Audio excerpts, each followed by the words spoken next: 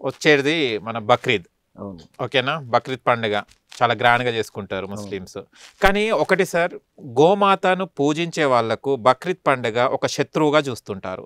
అంటే గోమాత పూజించే గోమాతను మీరు ఎక్కడి వరకు హత్య చేయడం ఎంత వరకు సబబు?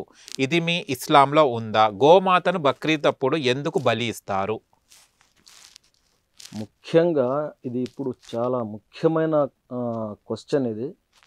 అది కూడా చాలా మందికి తెలియపరచాల్సినటువంటి అవసరం మాకుంది. ఇస్లాంలో 2 పండగలు.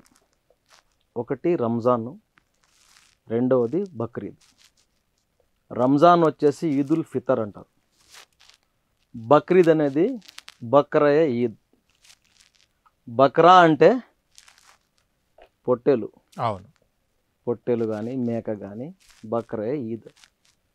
ఇందులో మీకు మేకల్ని గొర్రెల్ని బలి ఇవ్వడం ఒక ఆచారంగా ఎవరైతే మనకు మూల పురుషుడు అయినటువంటి ప్రవక్త ఇబ్రాహీం అలైహిస్సలాం వారు ఉన్నారో వారు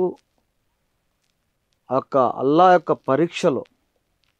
పరీక్షలో నెగ్గినప్పుడు అక్కడ తమ కుమారుడిని బలి ఇవ్వాలని చెప్పి ఒక పరీక్ష పెడితే ఆ పరీక్షలో ఆయనకు కరెక్ట్గా ఆ సమయానికి ఆ బిడ్డని తీసేసి అక్కడ ఈ గొర్రెని పెడతారన్నమాట.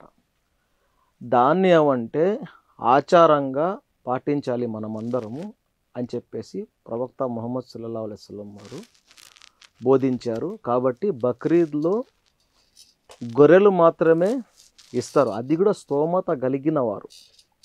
ఓకే. ఎందుకంటే ఈదుల్ ఫితర్ అన్నాను కదా, ఈదుల్ ఫితర్ అనేది రంజాన్ పండగ. రంజాన్ పండగలో ఈదుల్ ఫితర్ అంటే ఫిత్రా అంటే ఎవరైతే పేదవాళ్ళు ఉంటారో ఆ పేదవాళ్ళు కూడా పండగ జరుపుకునే విధంగా ధనికులు వాళ్ళ ఆదాయంలో నుంచి 2.5% తీసి, అంటే వాళ్ళు అప్పులు లేకుండా ఏమి లేకుండా వాళ్ళు ఏదైతే బ్యాలెన్స్ ఉంటుందో బ్యాంక్ బ్యాలెన్స్ కానివ్వండి, నగలు కానివ్వండి, ఆస్తులు కానివ్వండి, దాంట్లో నుంచి తీసి ఈ పేదవాళ్ళకి ఇవ్వాలి అనేది దాని సారాంశము. అదేవిధంగా బక్రే ఈద్ అంటే ఏదైతే నేను చెప్పానో దాన్ని ఆ ఆచారంగా వస్తున్నటువంటి పండుగ.